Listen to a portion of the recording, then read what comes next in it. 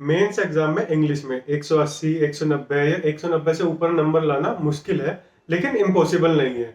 मैं लाया हूँ, आप भी ला सकते हैं। बस मैटर ये करेगा कि आप एक सिस्टमेटिक वे में पढ़ाई करें, सही गाइडेंस के साथ पढ़ाई करें। हेलो दोस्तों, कैसे हैं आप सब। मेरा नाम है पुनीत तोमर। स्वागत करता हूँ आप सभी का अपने चैनल वेल ऑफ नॉलेज में। जो लोग इस चैनल पर नए हैं, मैं उन्हें बता दूं कि मैं सीपीओ 2020 से दिल्ली पुलिस सब इंस्पेक्टर की पोस्ट पर सिलेक्टेड हूँ। मेरी ऑल इंडिया रैंक थी 49। दोस्तों, 11 नवंबर जा चुकी है, आज 12 तारीख है। सीपीओ 2022 के प्री एग्जाम खत्म हो चुके हैं। अब इसके बाद अब फिजिकल और मेंस दो स्टेप बचते हैं। हम दोनों ही चीजों पे बात करेंगे, फिजिकल पे भी और मेंस पे भी। पूरा मैं आपको समझाऊंगा क्या करना है, कैसे करना है। आज बात करेंगे मेंस के ऊपर कि मेंस की तैयारी कैसे करनी है। मेंस की तैयारी कैसे करनी ये बताने के लिए मैं आपको अपना खुद का रेफरेंस दूंगा। अगर मैं खुद के रेफरेंस से आपको बताऊंगा ना, तो इसका एक ये बहुत मोटा मोटा ये फायदा है कि मैं आपको वही चीजें बता पाऊंगा जो प्रैक्टिकली पॉसिबल है। अगर मैं खुद का रेफरेंस ना लूं, आपको ऐसे ही बताता रहूं कि यार ये कर लो, इतने घंटे पढ़ लो, तो क्या पता मैं आपको ऐसी चीजें बता दूं जो प्रैक्टिकली करनी पॉसिबल ही ना हो, आप ना ही कर पाओ। और अगर आप उसे फॉलो नहीं कर पाओगे, फिर आपको डिमोटिवेशन होगी। तो मैं नहीं चाहता ऐसा कुछ आपको फेस करना पड़े।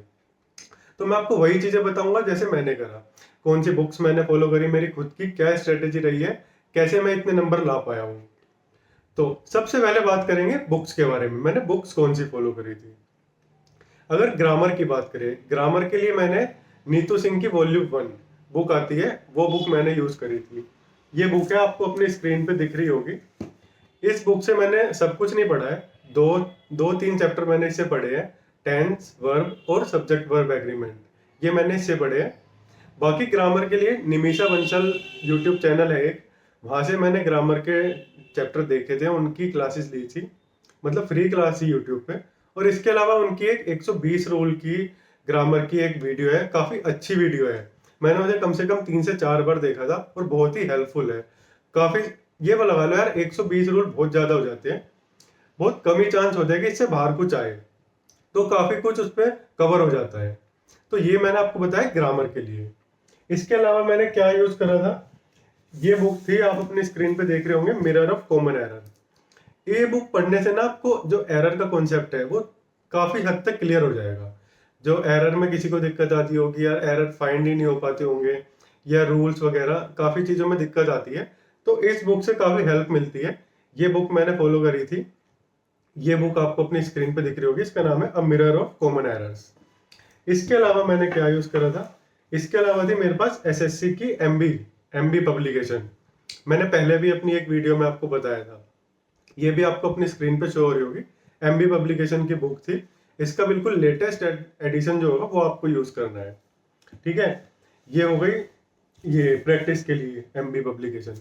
इसके अलावा बचती वो कैप के लिए मैंने आपको पहले भी अपनी एक वीडियो में बताया था कि ऑनलाइन मेंटर्स की बुक खरीदी थी मैंने अलग अलग, जिसमें ईडियम्स की अलग थी, वन वर्ड की अलग थी, एंटोनियम सिनोनियम्स की अलग थी।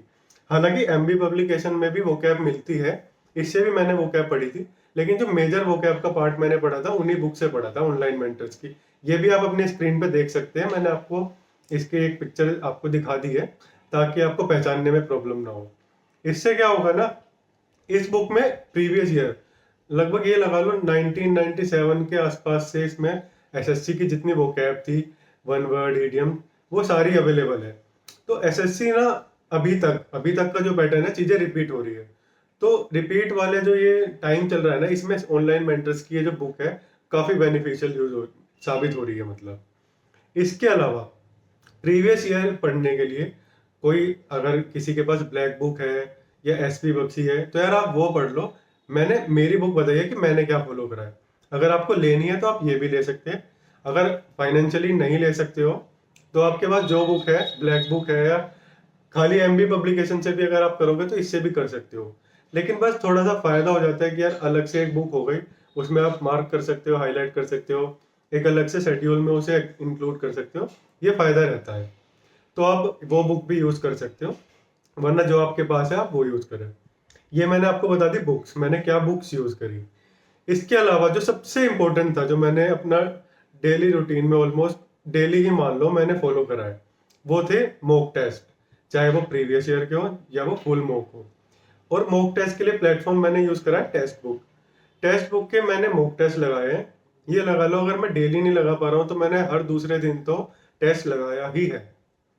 मेंस के टेस्ट लगाने से काफी सारे कॉन्सेप्ट क्लियर होते हैं, क्योंकि एक तो चीजें रिपीट हो रही है, जितनी बार चीजें रिपीट होगी उतना ज्यादा आपके दिमाग में ना कॉन्सेप्ट क्लियर होगा। कोई रूल लगा, मान लो आपका अभी आपने पढ़ लिया कॉमन एरर में, उसके बाद वही रूल आपके आगे आ गया एमबी में, उसके बाद वही सेम रूल आपको टेक्स्ट बुक का जब आपने टेस्ट लगाया वहां सामने आ गया, तो ना काफी अच्छी तरीके से वो चीज आपको याद हो जाती है, आप भूलते नहीं हो फिर उसे। ये फायदा रहता है। तो मैंने जो सीपीओ के प्रीवियस ईयर थे मेंस के वो लगाए थे, सीजीएल के भी प्रीवियस ईयर मैंने लगाए थे, मैंने जो full mock test CPO mains के लिए टेक्स्ट बुक में थे वो भी लगाए थे, और जो सीजीएल के लिए थे वो भी लगाए थे। कुछ आपको मेरे टेस्ट जो है अपनी स्क्रीन पे शो हो रहे होंगे जो मैंने अटेम्प्ट किए थे अपने टाइम पे। ये तो हो गई बुक्स की बात कि मैंने बुक्स कौन सी यूज करी थी। इसके बाद आता है कि मैंने स्ट्रेटेजी क्या फॉलो की थी। मैंने बुक्स तो मैंने ले ली, अब इन्हें पढ़ना कैसे है, कैसे रूटीन अपना सेट करना है, मैंने कैसे पढ़ी थी, जैसे मैंने पढ़ी थी कोशिश करना आप वैसे ही पढ़ो, ठीक है। तो हाँ, एक इम्पोर्टेंट बात, जो मैंने टेस्ट लगाए थे ना अपने, उनसे मैंने नोट्स बनाए थे। ये नोट्स आपको मेरे शो हो रहे होंगे, राइटिंग थोड़ी खराब है।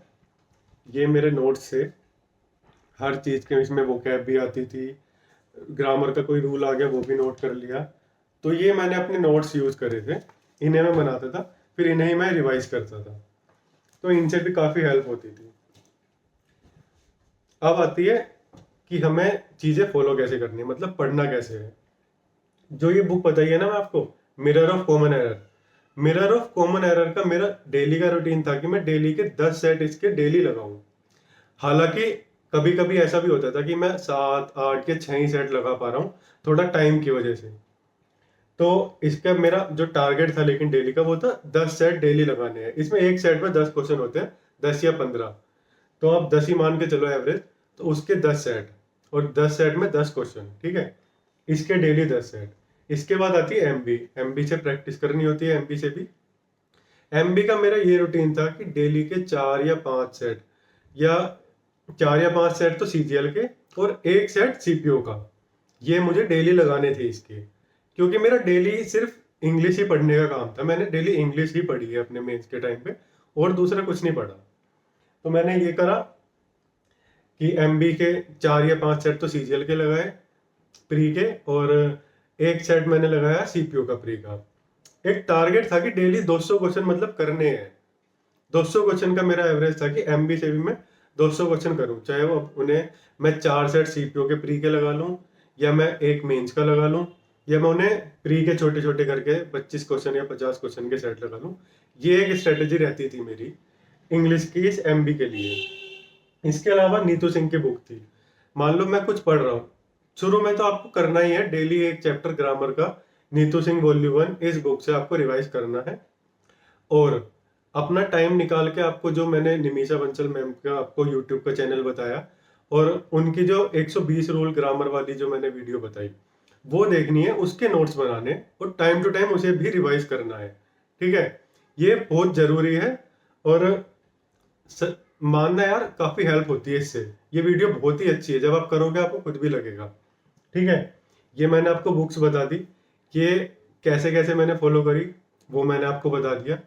टेस्ट का है कि मैं टेस्ट ना अपना, जैसे मैंने अभी टेस्ट लगाया तो देने के तुरंत बाद में अपना टेस्ट जो है उसे एनालाइज करता था, जो भी मेरी गलतियां होती थी उन्हें नोट करता था, जो मैंने छोड़े हैं उन्हें नोट करता था, ताकि गलतियां दोबारा रिपीट ना हो, और जो मैंने छोड़े हैं वो मैं अगली बार अटेम्प्ट करने की हिम्मत रखूं, क्योंकि अगर मैं उन्हें पढ़ूंगा तभी मैं उन्हें अगली बार अटेम्प्ट कर पाऊंगा, ठीक है। ये चीजें हो गई। टेस्ट का मैंने आपको बता दिया, बुक्स मैंने आपको बता दी क्या फॉलो करी, बुक मैंने कैसे कैसे फॉलो करी ये मैंने आपको बता दिया। अब मैं आपको बताता हूँ कि जो डेली का आपका शेड्यूल होगा, डेली आपको कैसे कैसे उसे मेंटेन करना है, मतलब कैसे फॉलो करना है। ये लगा लो, सुबह उठते ही सबसे पहले ग्रामर का ले लिया नीतू सिंह से एक चैप्टर, कि लगा लो आज वर्ब पढ़ना है, वर्ब का एक चैप्टर ग्रामर से।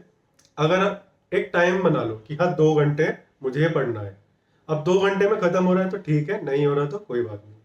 2 घंटे के बाद आपको आधे घंटे का रेस्ट अगर जरूरी है तो, वरना 15 या 20 मिनट का रेस्ट आपको करना है। रेस्ट में ये नहीं कि आप फोन चलाने लगा, रेस्ट में यार कुछ खा लो पी लो, ये वाला रेस्ट, मतलब ये वाला ब्रेक। इसके बाद आती है mirror of common error. Mirror of common error के 10 सेट लगाने हैं। पहले आप 5 सेट लगा लो, जितने भी टाइम में हो 5 सेट लगा ली, ठीक है। इसके बाद आपको एमबी पब्लिकेशन से 100 क्वेश्चन करने हैं। 100 क्वेश्चन, 4 सेट आप सीजीएल के लगा सकते हैं, या 2 सेट आप लगा लो सीपीओ के, या फिर ऐसा कर सकते हो कि मेंस का सेट लगाओ, 100 क्वेश्चन उसके कर लो, 100 रहने दो। जब उसके 100 हो जाए, मैंने बताया 100 क्वेश्चन एमबी से, ये हो गया। इसके बाद आप गैप लोगे आधे घंटे का, ठीक है। आधे घंटे का गैप लेने के बाद आपको वो कैप पढ़नी है। वो कैप में आपको ईडीएम पढ़नी है सबसे पहले, या जो भी आप पढ़ सको, कुछ भी पढ़ लो, वैसे ऐसा कोई फिक्स नहीं है। वो कैप में आप मान लो ईडीएम या वन वर्ड कुछ भी पढ़ रहे हो, एक फिक्स वो रखना नंबर, क्या इतने इतने अपना एवरेज निकाल लेना, क्या देख लेना उस बुक में कितने हैं। एक महीने के हिसाब से आप डेली के उसकी एवरेज निकाल लो कि मैं डेली इतने करूंगा। और वो जो डेली का आप एवरेज निकालोगे, जैसे आपका एवरेज आया मान लो 50 या 100 कि 50 वन वर्ड हो गए आपके। 50 वन वर्ड आपको डेली करने ही करने हैं, तभी आप वो एक महीने में उस बुक का जो शेड्यूल है वो पूरा कर पाएंगे, उसे खत्म कर पाओगे। क्योंकि रिवाइज भी करनी है, रिवीजन सबसे जरूरी है, मैंने आपको प्री के टाइम भी बताया था, ठीक है। ये आपकी बुक हो गई वो कैप की, 50 वो कैप पढ़ी। 50 वो कैप के बाद आपको क्या करना है, दोबारा से मिरर ऑफ कॉमन एरर पे आना है। इसके जो आपके 5 सेट बचे थे, फिर आपको वो 5 सेट लगाने हैं, ठीक है। वो 5 सेट होने के बाद आपको आना है वापस ऑनलाइन मेंटर्स की बुक पे। ऑनलाइन मेंटर्स की बुक से आपको अब पढ़ने हैं वन वर्ड। जैसे पहले आपने वन वर्ड पढ़े, तो अब आपको पढ़ने हैं ईडीएम्स। 50 ही आपको ईडीएम करने हैं फिर, या जो भी आपकी एवरेज आएगी आप एक बार निकाल लेना, उसे देख लेना टोटल जितने भी उसमें दे रखे हो वर्ड या जो भी है वो कैप, उसके हिसाब से आप डेली का एवरेज निकाल लो, चाहे वो 50 है 100 है, देख लेना अपने हिसाब से, ठीक है। तो कहने का मतलब मोटा मोटा ये है कि 10 घंटे की आपको डेली की एवरेज रखनी है अपनी मेंस के लिए इंग्लिश की। 10 घंटे का, ऐसा तो हो सकता है कि 10 घंटे के आप 8 घंटे कर पाए, लेकिन ये ना हो कि 10 घंटे के 5 ही घंटे कर पा रहे हो। शुरुआत में ऐसा भी हो सकता है कि आप 10 नहीं बैठ पा रहे 10 घंटे, 5 ही घंटे करो, लेकिन इन्हें बढ़ाने की कोशिश करनी है। जब आप स्ट्रेच करने की कोशिश करेंगे ना चीजों को, तभी वो आप कर पाओगे, तभी वो चीज वहां तक, उस लेवल तक जा पाएगी जहां तक आपको लेके जानी है, ठीक है। ये मैंने आपको बता दिया कि चीजें लेनी है, इतने घंटे का आपका शेड्यूल है, मान लो 10 घंटे का, 8 घंटे का, या शुरुआत में 6 घंटे का भी है, तो उसी हिसाब से आपको थोड़ा थोड़ा हर बुक में से कुछ ना कुछ करना है। और ऐसा नहीं है कि डेली ही सारी बुक करनी है, आप ऐसा भी कर सकते हो कि ग्रामर का आज एक चैप्टर पढ़ा, ठीक है, कल नहीं पढ़ा, कल आपको सिर्फ एमबी और मिरर ऑफ कॉमन एरर करनी है। ये बुक करने के लिए आपको थोड़े से ग्रामर के कॉन्सेप्ट क्लियर होने जरूरी है। अगर अभी आपके ग्रामर के कॉन्सेप्ट क्लियर नहीं है, तो आप इन बुक को ना करके शुरू में थोड़ा सा ग्रामर के पोर्शन पे ज्यादा ध्यान दें। जो वो निमिषा बंसल की मैंने यूट्यूब चैनल बताया, वहां से वो 120 रूल वाली वीडियो वो, और जो नीतू सिंह वॉल्यूम 1 है ये, थोड़ा सा इसका पार्ट आप ज्यादा रखना। और जो मिरर ऑफ कॉमन एरर है, इसका भी आप रख सकते हैं, इसके शुरू में 5 सेट रख लेना। बाकी 1 या 2 सेट तो एमबी के आपको डेली करने की कोशिश करनी है, ये तो करने ही करने हैं। और अल्टरनेट डेज पे, अभी फिलहाल तो अल्टरनेट पे नहीं, 2 दिन में एक बार, मतलब आज दिया, जैसे आपने आज मॉक टेस्ट लगाया, कल नहीं लगाना, परसों नहीं लगाना, उससे अगले दिन फिर आपको मॉक टेस्ट लगाना है। मॉक टेस्ट क्यों इतना सीरियसली मत लेना है कि मॉक ही लगाओ। मॉक का मतलब मेरा प्रीवियस से भी है, प्रीवियस ईयर से ही शुरू करना, सारे प्रीवियस ईयर खत्म करने हैं पहले, सीपीयू के भी सीजीएल के भी, उसके बाद आप मॉक पे आना, जो full mock test, full length के मॉक टेस्ट दिए होंगे मेंस के टेक्स्ट बुक पे, ठीक है। तो ये मोटी मोटी मैंने आपको मेंस का, जैसे मैंने फॉलो करी, जो मैंने बुक फॉलो करी, और जिस हिसाब से मैंने इसमें से अपना लगा लिया कि 10 सेट इसके, 100 क्वेश्चन इसके, 200 क्वेश्चन इसके, एक चैप्टर उससे, या टेस्ट, ये जो मैंने आपको शेड्यूल बताया, इसी हिसाब से आपको ये चीजें फॉलो करनी है। मिरर ऑफ कॉमन एरर लेने की कोशिश करना, अच्छी बुक है, ना ले पाओ तो बात अलग है, लेकिन अगर अरेंज कर पा रहे हो तो कर लेना, काफी फायदा रहेगा मेंस के लिए इसका। क्योंकि ना मेंस का जो पैटर्न है ना, मैं आपको बताऊं, मेंस में 200 सवाल आते हैं, यानी 200 क्वेश्चन आते हैं। 200 में से 55 क्वेश्चन आते हैं पैसेज और क्लोज टेस्ट से। 55 में से ले लगा लो 25 नंबर के तो क्लोज टेस्ट आएंगे और 30 नंबर का पैसेज, ये हो गए 55 नंबर। इसके अलावा आपका 50 क्वेश्चन, 50 में से 25 क्वेश्चन आपके हो गए वॉइस के, 25 हो गए नरेशन के, मतलब 25 एक्टिव पैसिव, 25 डायरेक्ट इनडायरेक्ट, ठीक है। और इसके अलावा आपके पैराजम्बल्स आते हैं, मतलब PQRS और fill in the blanks. Error लगा लो 20 के करीब एरर होते हैं। वो कैब का पार्ट या कम हो जाता है, वो कैब ये लगा लो टोटल 30-40 नंबर की वो कैब हो जाती है इसमें, एंटोनियम, वन वर्ड, ये सब मिला के और स्पेलिंग वगैरह मिला के इतना बैठ जाता है। तो मेजर पार्ट जो है ना ग्रामर का है, तो ग्रामर यहाँ से आपकी इंप्रूव हो सकती है। वो कैब मेरे हिसाब से तो एनफ है अगर आप ऑनलाइन मेंटर्स ले लो, क्योंकि नई वो कैब तो यार अभी आप नहीं कर सकते। कुछ नई वो कैब अगर वहां पे आई भी तो आप कर लोगे उसे अरेंज, क्योंकि थोड़ा सा ऑप्शन एलिमिनेशन से लगाओगे, कि नहीं भी होगा तो एक दो क्वेश्चन आप छोड़ भी सकते हो, कर लोगे, मतलब कहने का ये है। और इसके अलावा क्या बचता है इंग्लिश में, मेंस में? और इससे ज्यादा कुछ नहीं है, ज्यादा टेंशन लेने की जरूरत नहीं है कि कैसे होगा, कैसे कर पाऊंगा, होगा भी या नहीं होगा। तो इतना सोचना मत, सिर्फ आप करना शुरू करो। अगर कोई भी डाउट है आपका, कुछ भी है, आपको नहीं समझ आया अभी भी, तो आप एक बार कमेंट करके बताना, या टेलीग्राम पे मेरे से पूछ लेना, या इंस्टा पे, जहां भी आप मेरे से कनेक्टेड है, कहीं भी आप मुझसे पूछ लेना। आप अपनी कमेंट ड्रॉप करना कमेंट सेक्शन में, अगर आपको कुछ भी इस वीडियो में ना समझ आया हो। यार एक वीडियो बनाने में बहुत मेहनत लगती है, लेकिन फिर भी हो सकता है कुछ गलती रही हो, मैं ठीक से ना समझा पाया हूँ, तो आप कमेंट करके बताना, मैं दोबारा से वीडियो बना दूंगा, दोबारा आपको समझाने की कोशिश करूंगा। जब तक आप ढंग से नहीं समझ पाओगे मैं तब तक कोशिश करूंगा, चिंता मत करो। मैं अपनी तरफ से चाहता हूँ कि यार सब अच्छे नंबर लाए और सबका अपनी डिजायर्ड पोस्ट पे सिलेक्शन हो, जिस पे भी वो चाहते हैं। और दिल्ली पुलिस जो चाहते हैं उन्हें तो पता है यार, मैक्सिमम जो मेंस है उसमें मैक्सिमम जितने नंबर वो ला पाए उतने कम ही है, तो ज्यादा से ज्यादा लाने की कोशिश करनी है आपको, ठीक है। तो उम्मीद करूंगा यार ये वीडियो आपके लिए हेल्पफुल रही हो, यूजफुल रही हो, और ये जो मैंने आपको तरीका बताया है और अपनी स्ट्रेटेजी जो मैंने बताई है आप उसे फॉलो करो, और आपको सही इंप्रूवमेंट दिखे। काफी हेल्पफुल ये वीडियो आपके लिए साबित हो, मैं यही चाहूंगा। और सभी अपने एग्जाम में अच्छा करें। अगर आपको इम्प्रूवमेंट नहीं दिखती तो भी आप एक बार मुझे बताना कि आपको 15 से 20 दिन हो गए ये चीज फॉलो करते हुए, लेकिन इम्प्रूवमेंट नहीं दिख रही, तो भी आप मुझे बताना ये चीज टेलीग्राम पे या कहीं भी कनेक्ट करके, तो मैं फिर सॉल्यूशन बताऊंगा या आपसे पूछूंगा, थोड़ा देखने की कोशिश करूंगा कि कहाँ कमी रही है, क्यों आपके इम्प्रूवमेंट नहीं आ रही है इसमें, ठीक है।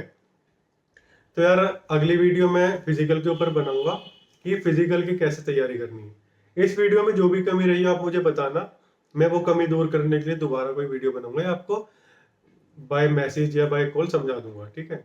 तो मिलूंगा अपनी अगली वीडियो में।